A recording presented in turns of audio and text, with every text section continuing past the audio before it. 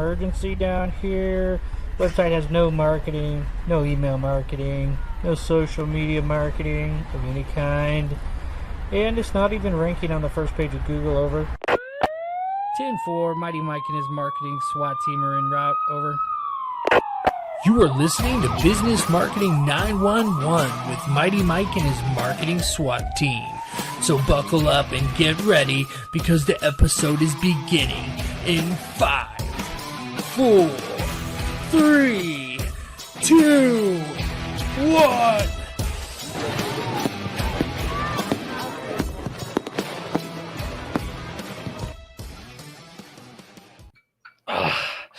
All right. What's up, you guys? We're here, and I'm so excited. We got another awesome episode. I am joined by Kyle Hammer. He is an entrepreneur, mentor, husband, and dad. His passion is helping others succeed. He founded Hammer Marketing Group, and he is the host of the Summit podcast. I'm so excited to have him on. Welcome to the show. Hey, Mighty Mike. Thanks for having me in today. Now, I'm saying Hammer, but now I'm realizing that I did not confirm that with you. Is it Hammer? Look, you can call me anything you want. Just don't call me late for dinner. So it's Hammer. Okay. But Hammer sounds so cool, man. I got it. It is. You know, it's. I told somebody a long time ago I was going to make my tag too legit to quit. Oh yeah. Sometimes. That's right. Yeah. That's good. Well, that's, I think most of the people who are watching probably got the reference, we're not on Instagram. So we don't, or TikTok yet. So we don't have to worry about that. So you guys, if you guys are watching this today, this is kind of one of our special late night specials. I usually do this every day, 9 o'clock. Every Wednesday, 9 o'clock in the morning, 911 in the morning. Hence the name of the show, Business Marketing 911. But every once in a while, we have a special little treat. And today, Kyle is an expert at helping you figure out your systems. Kyle, I got to tell you, this is one of those things that I get frustrated with because this whole cycle of marketing, once you get it, it's like, whoa, like, okay, I have an email marketing list and if someone orders online from me, I add them to my list. I follow up with them. I get a review on Google. I create content on my blog and I stay in touch with them. And it just becomes this like engine that just keeps business coming in and keeps customers happy and then generates new customers through referrals and all this stuff, right? And so the problem is putting that into words that someone who doesn't care at all about marketing. And so I'm like talking to my kindred spirit here, man. Tell me. First of all, I think the simplest way to explain it is people come to your website, right? And they're like, oh, great, I have this great brochure, but that brochure is supposed to turn into money. And if you don't have everything configured or set up correct after you hit submit, doesn't matter how great your website is, doesn't matter how great your brochure is, you're going to be living a nightmare of trying to figure out how to turn that beautiful brochure into big dollars in your bank. I like that. So like a website's like a brochure. Someone comes on you, happens upon your brochure, like you're at a conference, you pick it up. How is it going to make you money? And so that's kind of what you specialize in. But let's back it up for a second and talk a little bit about how you even got started in marketing. Oh, man. Let's get in the Peabody and Sherman Wayback Machine. So I'm a sales guy turned marketer. And what I tell people is, for me, I got my start in marketing because I was working for a startup. The CRM that I was given had 9,000 names and contacts in a single state. And they said, here's your phone. I was like, I know how to use this, but that seems like a lot of work. So as a lazy sales guy, I had to figure out how to do marketing. And so I built my first campaign in, I want to say 2004. We were using Salesforce CRM. And then I just became a voracious reader of all things technological because it was so painful. I was getting up at 5 a.m. and printing off letters. And then I would send them and I would wait and I would make a phone call after 3 days. And then I would go to the, after I made my phone call, I would send them an email. It's like I had this whole systematized, outbound strategy because I was like, I don't want to call 9,000 people they don't know I'm calling. So I came up with a gimmick, and I would call people and I would say, "Hey, did you get my elephant?" If you listen to my podcast, I'll talk about it from time to time. But the elephant was a flyer, and so I would mail people a flyer that had an elephant, had guys working on an elephant. It was funny. Like if you picked it up, you'd laugh, and it was a great opener. Well, that was my gateway drug, if you will, into marketing, and so I've been doing that for the last 16 years, finding ways to have engaging conversations with folks using sales in marketing. That's good. That's good. Yeah. I like the word you said, gimmick. I think a lot of people think of the word gimmick, or scheme is another word, right? And they it has a negative connotation. But the truth is everyone's got a gimmick, like I have a gimmick for an idea for a cheeseburger joint, Mighty Burger. Nobody better steal this, by the way. Everyone's got an idea, right? Mighty Burger, where it's like, if you can beat the machine in an arm wrestling match, you get a free burger, and make it like a casino where it's randomized. Some kind of gimmick like that, people are going to eat it up. You look at all these kind of places, like when McDonald's first came out, there was nothing like that. The gimmick was fast, yummy. Like there was no silverware. I mean, I love that movie. And so your gimmick here gives them something to talk about other than this random guy calling me during dinner, or in this case in the morning, I guess. And it gives you something to talk about. So take us into that for just a second, because that's really intriguing. So you call and you say, did you get my elephant, offer? Did you get my offer with the elephant on it? And well, yeah. So the phone call was, for me, it was an integrated marketing approach, which I think today, people call account-based marketing, and they're thinking about ways to get past the gatekeeper, to get into companies. And for me, it was like, it's really simple. I sent you a letter, and I would get the gatekeeper on the phone and be like, "Hey, this is Kyle from company XYZ." And they go, "Well, does the person expecting you to call?" I'm like, "I don't know. I just hope they got my elephant." And the gatekeeper would be like, "You sent them an elephant?" I'm like, "Yeah, it came through the mail." Right. And so like, I was looking for creative ways to get into the voicemail, or to get past the receptionist. But when I would get people on the phone, they would say, "What are you calling about?" And then, I'd say, "Well, I'm this type of consultant, or I'm this type of salesperson, whatever. I do X, Y, and Z. However, I'm not calling to talk about me. I want to just make sure that you received my elephant." And they're like, "What are you talking about?" And if they hadn't gotten it, they would start immediately. You could hear them rummaging in the office, right? It was all an inside sales job. So I could hear them rummaging. Like, "Oh, it came in a little envelope. It's got the red thing up." And I stamp, I put a little special stamp on it. Like, "It's looking like this. Did you file 13 it?" Like, "Well, file 13, what's that?" I'm like, "Threw it in the trash." I'm like, "I can't believe you threw my elephant in the trash." Like, everything about it was meant to be playful and show my personality. And if they had seen it, they'd immediately start laughing. They're like, "You know what? You're right. My training does stink." And you have to picture the visual was a visual of a guy, and I think he was artificially inseminating an elephant. So he had half of his body in like a Tyvek suit shoved in the backside of an elephant. There's one guy standing there with a hose looking super bored, and there's a dude looking at the camera like, "I cannot believe we have to do this again today." And it's the backside of an elephant. And so like the visual of it with with a little advertising or marketing is, "Does your training stink?" Well, when you look at that, the guy's half of his body's up the backside of an elephant. You can't help but chuckle if you have any personality at all.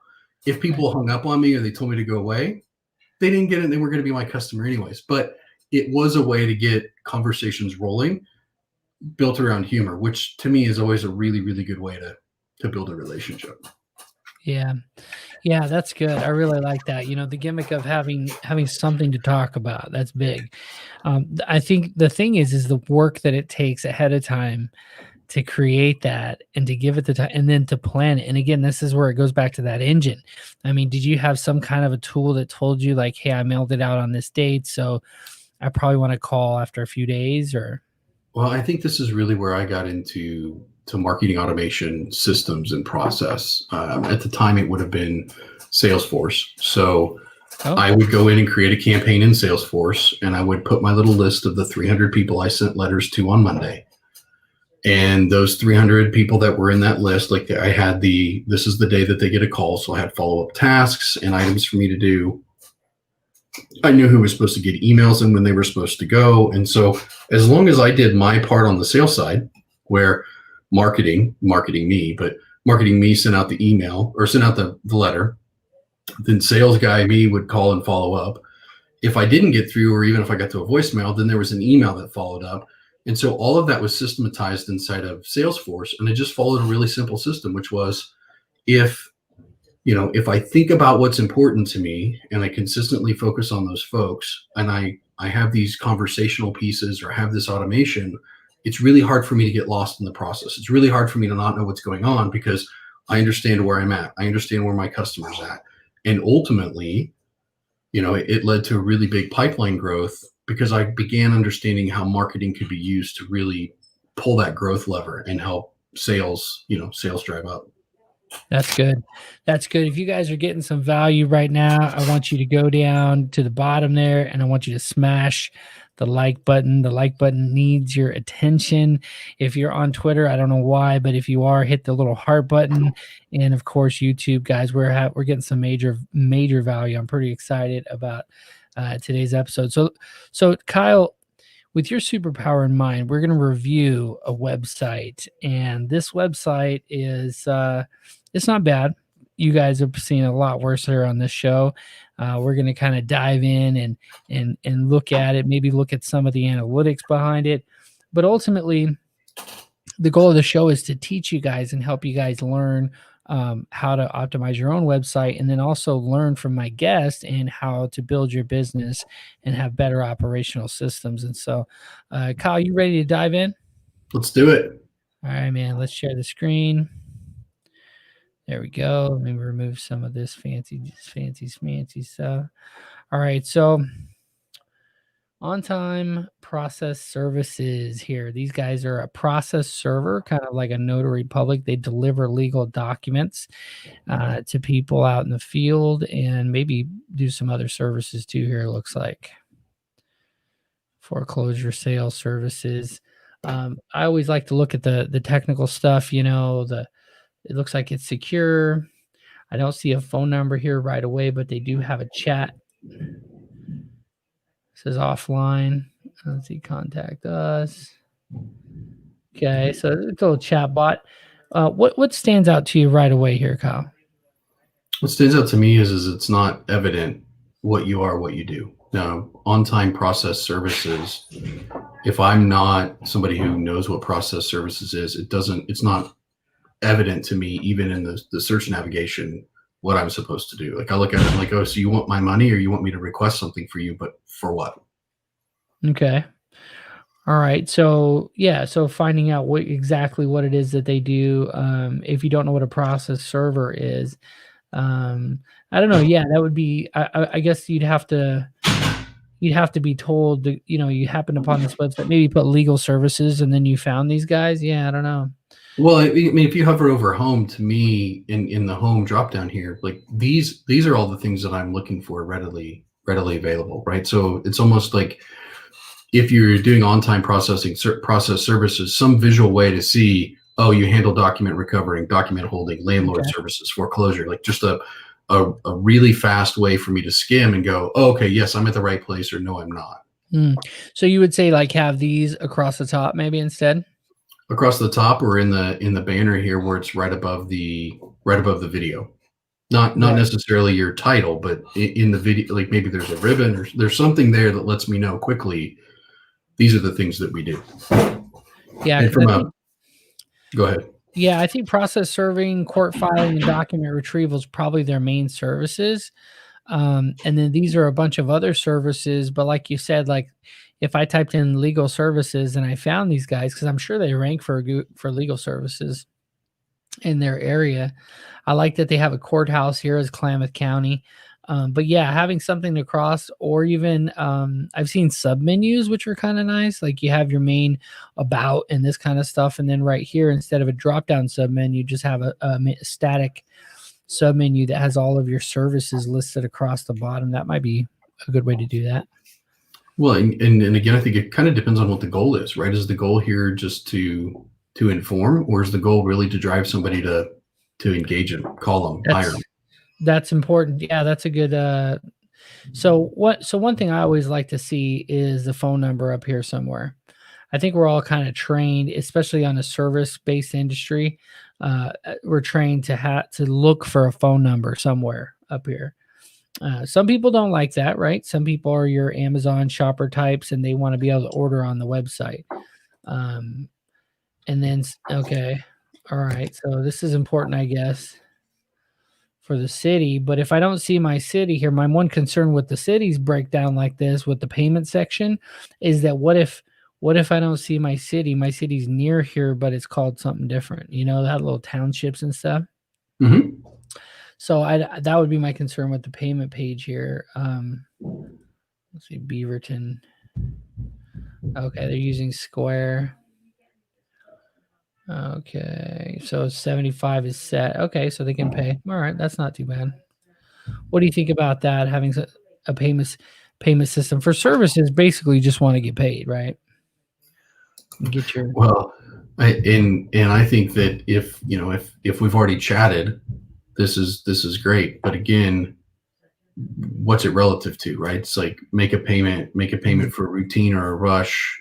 Are all services the exact same? Like you've got your schedule over there, but are they all priced the same, or can I hire you without paying, or do I need to pay you? Like what's the focus? What's included, right? Like, That's okay, right. rush services, what's included. I like that. These are good gaps that we're finding here because it's good that it's functional that I can order online. But like you said, what if I have 1,000 jobs? That's the other side because some of these clients are contracts, big contracts where it's like, look, I want to hire you, but I don't even have a credit card. I work for a freaking Fortune 500 lawyer that wants to send you 1,000 jobs. You know, I'm not going to pay you 70 whatever dollars. I want to send you 1,000 jobs. So then there's no phone number right away for me to call unless I scroll down. Unless I scroll down to here.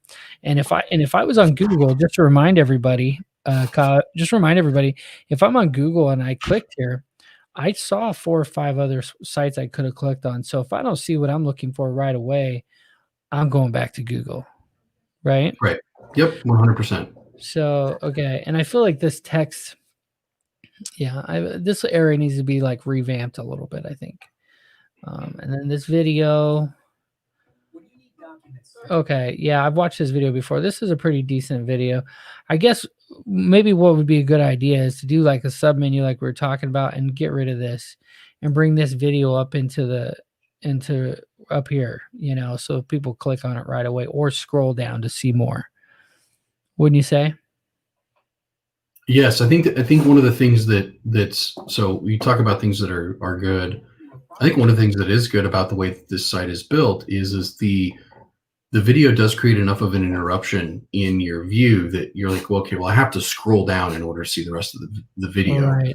But there's not anything really compelling me to go further. And again, it depends on what the goal is. Is the goal of the page for me to just watch the video and fill out the contact us form? Or is it for me to watch the video and call you? You know, Right. What's relevant and readily available here. We want those elements for what somebody's looking at to be right there.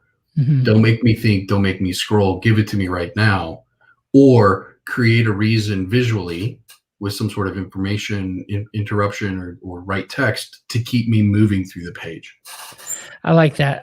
And so one thing you could do here right away, I would say, is let's just a couple of design things. So, like you were saying, have this video up here as an interruption. And as soon as I scroll down, I see what he's doing here. Like I understand what he's doing here. He's like, if I'm the customer and I'm in Oregon, I want to e-file, I'm going to find what you know what I mean? I'm going to find it. So I don't completely disagree with how he sets this up here because I have a keyword in my mind, right? Like I'm at the courthouse. They tell me I need to hire a process server. So I come here and I click here. The question is, and I think that is so powerful, is where does this take me? This should take me, and tell me if you disagree here, Kyle, because I want to provide as much value as we can here. If I click here, it needs to be essentially like a landing page that's gonna help me understand the service in full and what my options are. No, I completely agree, and I think that when you do go here, there's some great information, but again, if you look at just where the page break happens, like if you scroll back up, the page break, it looks like that's the end. Like the page looks like it's done at the end of must have insurance. And so if you want me to call, if you want me to reach out, it needs to be broken up so that you there's a reason for me to continue reading, to continue consuming the page, whether that's done via style and layout, or that's done via how the text is served. Yeah, I You agree. want to make it so that it's really easy for somebody to get a hold of you, or Yeah. And this login sign up thing, I know a lot of companies that do this too. Just have right here next to it a phone number, or make the phone number right here. Cause see, contact us looks like it's right here, but it's hidden. And I had to go like looking, meet the team, and then contact on time, Okay. So, all right. and the question here is, again, from an intent standpoint, is the ask for, is your customer thinking, or your prospect thinking, hire you, find out more information? Like, what is the next step in their journey? And are you making it easy for them to take that? From your perspective, having that phone up there, I think is 100% call today. Like, Right. and maybe it's not call today, but it's, what is that common question? Have questions. We always pick up the phone. What's your gimmick or your shtick to make sure that somebody comes through? But then also, if you want people just to fill it out as a form, kind of like the contact us, or you want the leads of, what is it? Because if you go to the request form page, I spent a little bit of time here just quickly looking at the request form page. There's so much here that it's like, well, do you need all of this information? Are we supposed to have all this information? What's the, is it really an e-commerce environment, or do we need to have a conversation first? If you don't need to have a conversation, then this is great. But if not, maybe this is too much. Yeah. So I could tell you right now that okay, yeah. So I can tell you right now that the goal here is for them to get the order. This is kind of like a delivery service, kind of like a courier service. Right. So I think the request form is okay. Now you could probably cut down on some of this. Like the form I create, it changes. It's an interactive form. So when they put in there, they have to check a little bubble that says, "Are you an attorney?" Or "Are you pro per?" The different types of things. And if the case has already been filed, then it'll ask for this information, right? But if it hasn't been filed, why ask for this information? The information will be on the case, the documents. So yeah. So the form itself, request form, I think this should be a part of your process. So like a funnel. Like, so if we come back over here and Kyle, to what you were saying, what the intent is. So if the intent is that I'm gonna scroll down, like, let's get rid of this here, let's they probably you know what, I'm almost positive he did this because H1 title tags, if I'm not mistaken. I think because this is one of the things they want to see. They want to see in your H1 title tags for SEO, these terms, so he can rank for them. But you can still accomplish that without making it visible right here, front and center, taking all this real estate. So what I was getting to is, if this request form, I think, should be a part of a funnel. Like, so when I click right here, it does tell me a lot of information, or too much text in my opinion, but it shows me a lot of information, but then it just dies out right here. Like, okay, so now I already know I need a process server. So now what do I do? Go to the request form? I just think that there's too many options, too many ways to try to order, that it's so confusing. I would have to call. Well, I'm right there with you. I think one of the other things to use is what I would call common sense language. Request form to me means something different than maybe it does for an attorney or somebody form, that would order form, or hire us today, request service, things that would be, oh, I understand what the intent is based on just the naming, so that somebody clicks on it, they that's in their mind, that's the logical next step. Yeah, that's good. And I think the mixed branding, there's some mixed messaging here too. Is Hardball Process Service, is that the name of this company, or is it On Time Process Service? That would be a something I would wonder as well. So, okay. All right. We're getting some good stuff. So just to be completely constructive, guys, that's the goal here. We're trying to help out. So, if we move this video up, maybe even make it a little larger, maybe even make it take the No, this is too big of an area for that, but I like the video. I would change the video to match more of the branding. All this green stuff, I'd make it match the logo a little bit more if that's your brand. And see, and then I'd have all these options right here where people can click. And if I click here, it should take me through a process of learning a little bit, just enough, like how much you charge, where you're at, and are you in credibility, like association memberships. I mean, I happen to know that this guy's the president of the Oregon Association. Where's that at? Right? Like he's the president. That's a great question. I don't see any. So the way that I've always been taught to look at websites is there something here that's for value of interruption? Did you catch my attention?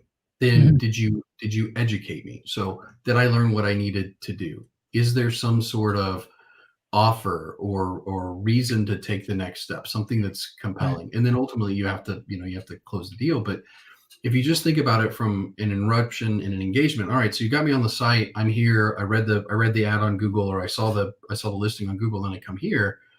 In that engagement, I have to find what I'm looking for, and in that education, I have to check the boxes of my reason to believe. And again, I can tell that this is a small business. I can tell that they probably serve quite a few different folks, and so maybe people are they've built a brand. But if I was doing this for the first time and you didn't know me, if you didn't know that I was the president of the association, it's not readily apparent to me why I would choose you over somebody else. I've not been educated as to why I would believe that your service is better than another service. So some of those elements here, and then what's the offer? Is the offer log in, sign up? Is it contact us? Is it make a phone call? Like, make it really, really clear for somebody to take the next step in engaging this particular company. Yeah, that's good. So, I mean, just to be completely fair and transparent, they do have, as I scroll down here, they do have some reviews that show up, and they do have, the team here. This is Gary, he's the owner. They might mention that he's the president somewhere in here. I don't know. It's just a lot of text. If I'm trying to hire you to do a simple service, I'm not going to read through all of that. And here's the Oregon Association with, just make it a white background, people. Make it a white background. Put these on a white. That's the simplest way to fix this here. It just doesn't look good over this. What do you call it? This background. It doesn't look good over that. And then we've gotten the same information a couple times. This kind of stuff up here was up here as well. And so I think the best way to, maybe that was for SEO. I don't know. But what I would do is I'd move this around a little bit. I'd move the video up, make it a little more simple. So as I scroll, I get those three most important elements: price, location, and credibility. And so I do know the location, Klamath Falls, but they cover a whole bunch of other areas. So maybe have those areas right away if you want to do it that way. And when I click on that area, it'll take me to, somewhere where I know how much you charge and what services are offered in that area. Because they probably don't offer all these services in all of the areas either. That's probably very true. The other thing, I was looking at the Google reviews as you cruised past it. There's some validity in 57 people having reviewed your service on Google. That's non-trivial for small businesses. So leveraging that credibility for when somebody lands to say, hey, there's 70 other people that have used us. You don't have to worry about entering your credit card, or there's a way to leverage that maybe higher up in the page, so that you're building more confidence as people are going through and looking at the services based on delivery or service area. That's good. Yeah, I really like that. Yeah, getting that credibility right away is powerful. And a lot of times that's the reason why people click on your link in the beginning to begin with. But I will say, when it comes to automation, I'm a huge fan of automation. My email, is at mightyautomation.com. That's my thing, right? But sometimes automation is bad. And this is a great example of automation not working for you. See this Yelp review, and Yelp is really bad about this. You'll get the one guy, he's got 2 Yelp reviews, and one of them is a 1-star. And sorry, Gary, I'm not trying to highlight your, your 1-star, but the point is everyone's going to get a 1-star review at some point. It's just how it is. And in this case, he's got some kind of a tool that automates posting it on his website. And so now, on the most premier area where it's only what he has to say about his own business, and we get the first review that I see is a 1-star. Remove Yelp. Just get rid of Yelp on there. That'd be well, the other thing, just reading the review here, it looks like the person that's upset was somebody who got served by the team, right? So you're not supposed to be happy in this case. No, you may not. They may not be like. This might actually help Gary and his team with this. Like, look, we get it. We get the job done. Look, it's so much so that Gabriel, whoever here was upset that we figured out how to get the job done. So back to that, are you on time? Or are you hardball? It doesn't really matter. It's in this case, maybe the Yelp review helps you. But to your point, if somebody's just scanning based on stars and doesn't take the time to read what the actual review is or what's going on, it can work against you. And there was a company that I talked to 100 years ago, and they were a dry cleaning service company, and they had their worst review on Google pasted as the only testimonial in their entire website. And it was like, what are you doing? And they're like, well, we feel like we're being honest, so we're putting our worst review up here so that people think we're being honest. And I was like, yeah, but that's the only review you have on there. So oh my God.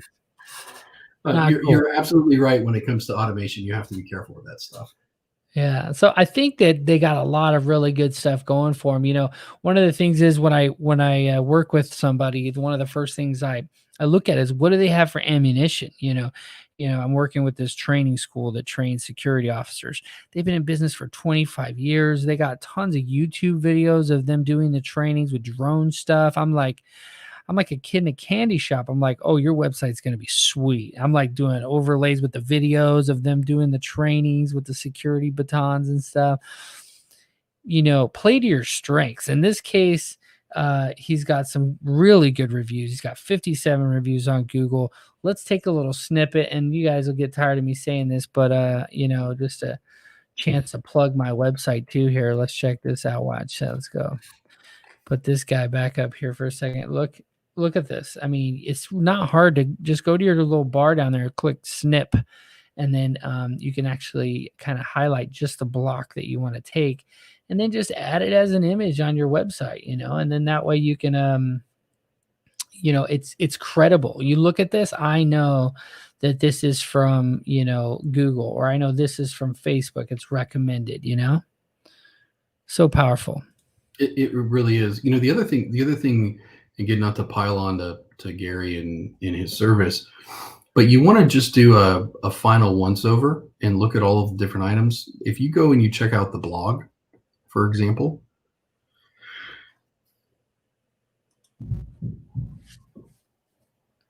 having a couple articles isn't a bad thing. As a matter of fact, it's a good thing. It shows that you're investing in stuff. But when you're using a default article from your web service and your posting provider, which is article number 3.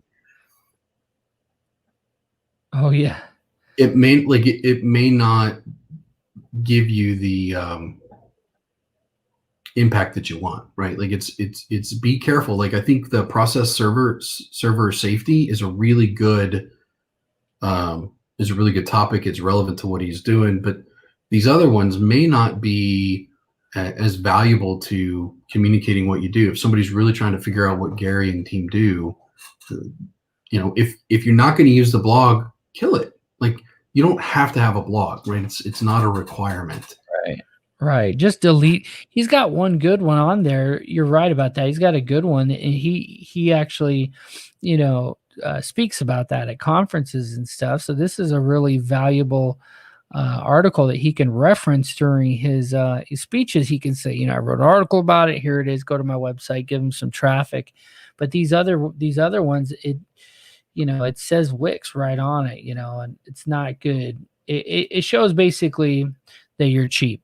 Without being, not to be rude, but if I have a Wix site and it says Wix at the bottom, it means I didn't pay the $40, right? That's basically what it means. It means I didn't pay. Yeah, and again, I don't want to pile on, but I guess it's the type of thing where if you're a small business, you're out here and you're watching this, don't feel like you're compelled to have a blog article or a blog on the site, especially if you're only going to have two or three. If you're going to have those things, I think the things that I would think about from on-time process services is what is it we do? What is our process? What do we charge? And I think to what Gary's writing here, the process server safety, like that's part of your process. So making sure that we're safe and the person you're serving is safe.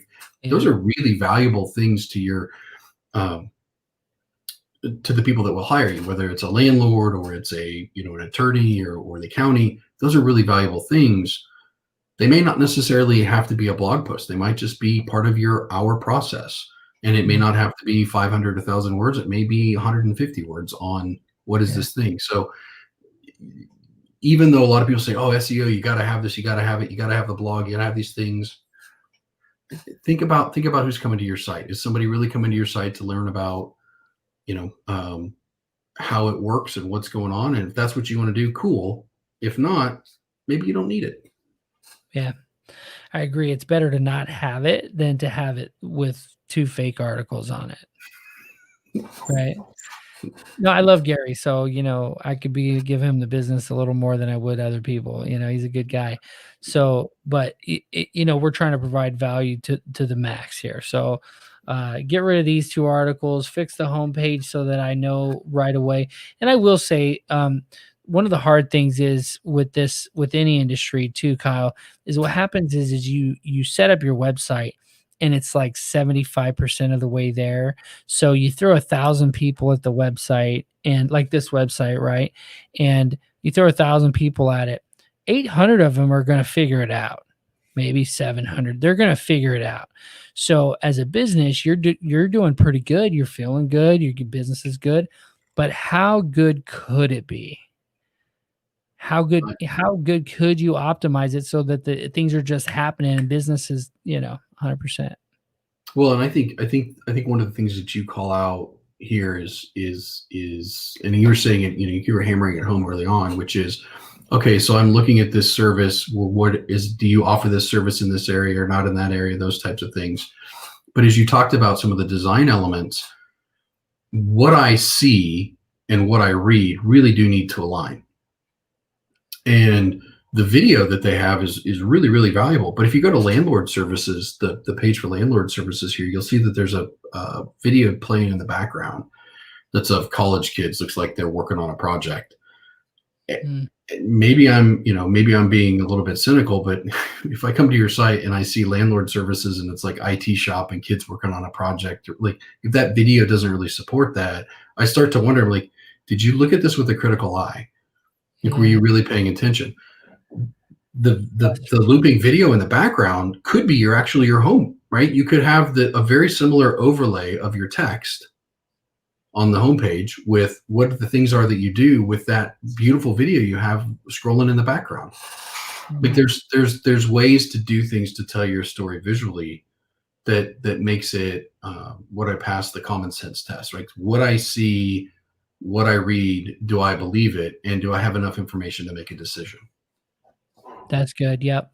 We got to cross that bridge. If we can't cross the bridge of trust, it's like, I know who you are. I know that you do this service. Now I'm trying to find out, does it fit my location and my price range? Then those should be easy, first of all. And then, are you the right guy for the job? Can I trust you? And the funny thing about it is a lot of people don't realize they accidentally accomplish this sometimes, right? Because they make the nice website, or maybe they pay someone to make a really beautiful website, and they never really know what they did was because they made such a nice, beautifully designed, laid out website that they got that trust piece and didn't even know it. Right? And do you find that in your marketing when you're doing stuff is like, well, of course they hired you. You look like a huge company. Your website is awesome. Well, so there's that. And, with the stuff that I do, it's not only what the website shows, but it's that next step. So it's one thing with the work and stuff that you guys do to get people to the site to convert, to either pick up the phone, and the phone's ringing off the hook. This is great. But if the phone rings off the hook and it's all going to a Google voicemail where they have to press 1 or 2 to go sit in a queue, like, what are you doing? Like, Yeah. Don't stop thinking about your customer's experience just because they did this one thing, or just because you have a beautiful website. Like, at any point you can lose that trust. You've got to think about it all the way through until they finally give you dollars. Once they've given you $1, right, that relationship changes. But everything up to the point in which they give you $1 is you showing them how important they are, how intentional they are, what you've thought about as it relates to their experience. So automated email responders, where does it go? Does it get routed to the owner? Does it get routed to the sales team? Does it get routed to somebody to just process the order? How long does it take? I mean, there's just, if you think about it from on-time process services, if I go here and I make a payment, if Gary and team don't get notified because they're on vacation, what happens to that person that did a rush service?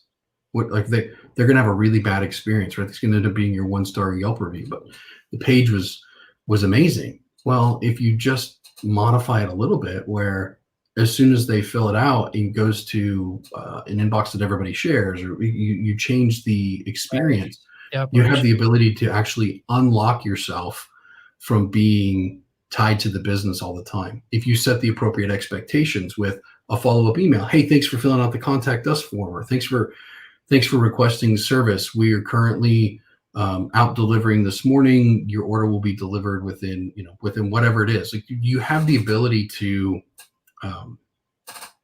time box these things and communicate these things. That experience and trust goes exponentially further. You may do those things naturally, but your technology can do them effortlessly if you just are a bit more intentional in setting those processes up. That's good.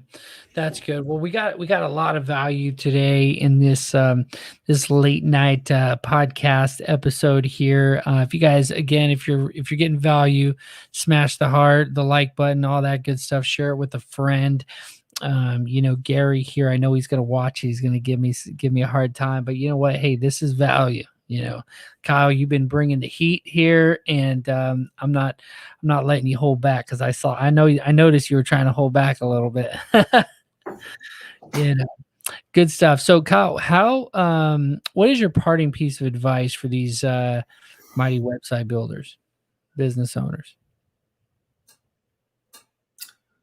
Think about the people that you like to do business with and what's most important to you. And when you look at your website, ask yourself if that's the type of website you would do business with. The extension of your brand, the extension of your company, the extension of how you do business is represented from the very first time somebody experiences you. I don't know, I'm not a brand guy in that it's all about art, paints, and colors. What I believe brand is an extension of who you are.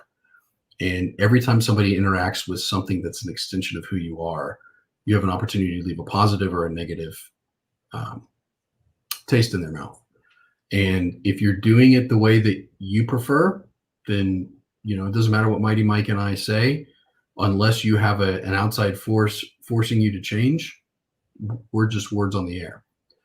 But Right. if you're not experiencing what you want, or what you look at doesn't actually reflect who you are, then take the time and work with Mike, work with an expert, find somebody to help you communicate who you are in a way that's comfortable for you to do business. And when you do those things, you'll notice that the website no longer becomes this thing that's mystical to you. The interwebs don't bring you leads. You'll find that actually does bring you a lot of business, because it's just the digitized version of who you are today. That's good. Yeah. Very eloquently said. And you know what? I want my my listeners, if you guys are on the podcast, my viewers, if you're on YouTube, and yeah, if you're listening to the podcast right now, go check out the YouTube channel, subscribe. We go live there. We go live all over the place automatically using StreamYard. If you're making comments and you're not getting them seen, or we don't put them up there for you, you have to actually go into StreamYard and tell StreamYard that You see, we can add them like that so that people can see them. You got to tell them who you are in order to show them. So, Kyle, you just been providing so much value today. How can we keep up with everything you got going on? And the easiest way is to visit the website, and it's geared towards services. But if you go to hamermarketinggroup.com, you'll be able to see articles. We produce about 5 podcasts a week. Right now, it just happens to be a heavy month. So you could go to summit.hamermarketinggroup.com, and that'll take you to your favorite channel to get engaged. Otherwise, the easiest way to find me is if you go to LinkedIn/Kyle Hamer, all one word. Shoot me a message, connect, pick on me. I'll answer anything. As you can tell, I'm not shy, and I'm not short on opinion, but it's not about what my goal is. It's about what your goal is. So I love it. I love it. And you're like a kindred spirit in marketing and in the beard. I was watching something. They said that they did a survey of women, and facial hair makes a man 70% sexier. So I'm going to go with it. Hey, you know what? I definitely traded up here a few times. So since I've had the beard, so definitely probably some truth to that. So if only people could trade up their websites by having a nice beard. That sounds to me like another service, right? The transformation, the big reveal. There's something there for you, Mike. There's something there, and I'm definitely going to dive into it. But until then, guys, go check out the podcast. I always listen to my guests' podcasts. I try to read their books if they have a book, or listen to it on Audible. I love Audible. They're not a sponsor yet, but they could be. I love the fact that I can work out and listen to books and stuff. But anyway, I listened to your podcast about, still working during COVID, and you guys had a great conversation about, keeping your spirits up and just going after it. So definitely go check out the podcast, summit.hamermarketinggroup.com. Yep. Summit.hamermarketinggroup.com. That's the easiest way to find it. Yeah. And I went ahead and posted it in the comments. You guys can just click on it, go over to iTunes and check it out. But thank you so much for coming on, man. And let's stay in touch. Sounds like a plan. Thanks for having me. All right, you guys, comment, share this with a friend, and take some mighty action. Come on, Kyle. Do it with me. Oh, shoot, man. Kyle's a beast. All right, see you guys.